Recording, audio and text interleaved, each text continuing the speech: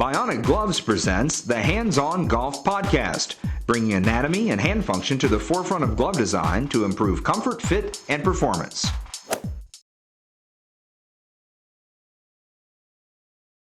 Welcome everyone to this edition of the Bionic Gloves Hands-On Golf Podcast. My name is Chaz Rao. I'm your host, and I'm back again with an email. And this one comes in from Charles right here in Louisville, Kentucky.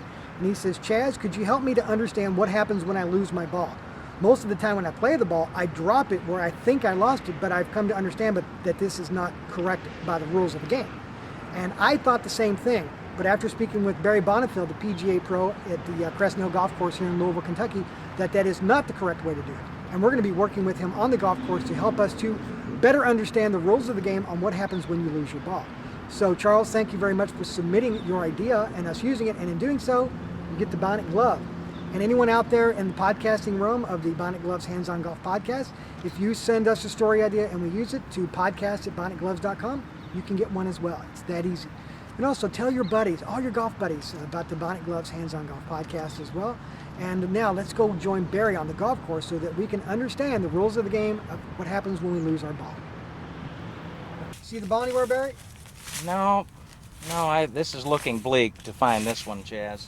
Well, you know, this couldn't have come at a better time, actually, because I got another email, and you know, it actually is about losing your ball and what can we do when we lose a ball. In fact, it comes in from Charles from Louisville, Kentucky. So if you could help us out with this one, we'd be much appreciative. Of course, we can't find the ball, so what do we do? Sure. Typically, Charles, obviously it's no fun to lose a golf ball, but in that this is a par 5 hole and this was my second shot I've hit into this tree, once I've determined that I cannot lose the ball beyond, I've already looked for up to 5 minutes, we can certainly look no longer than that, then the rules are very clear. I have to abandon the search and I have to go back to where I just hit this shot from, to the very same place. I have to drop the golf ball from shoulder height as near as possible to that original place, and then I'm going to add a penalty stroke and that distance. I'm going to be hitting not my second shot from back there like before, but now I'm going to be hitting my fourth shot from back there. So you don't drop the ball from where you lost it. You don't drop the ball from right there. That's very typical, and especially, sure, and most people do that, especially when people are behind you and the pace of play is moving along and you don't want to feel like you're holding up the whole golf course.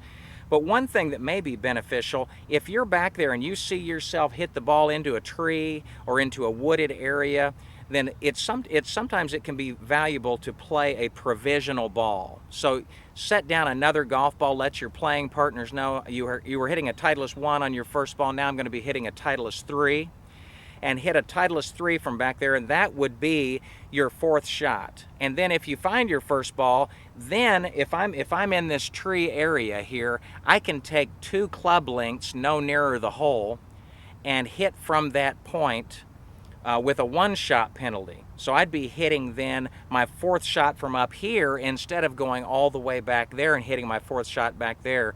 But if I can't find it here, then I would go ahead and play that second ball that I played, that provisional ball, I should say, and then I've saved the time and the aggravation of going back with people behind me. Great. Well, Barry, thank you very much. And I'm going to go hit my ball because I'm tired of looking for it. Let's move on. Best to you.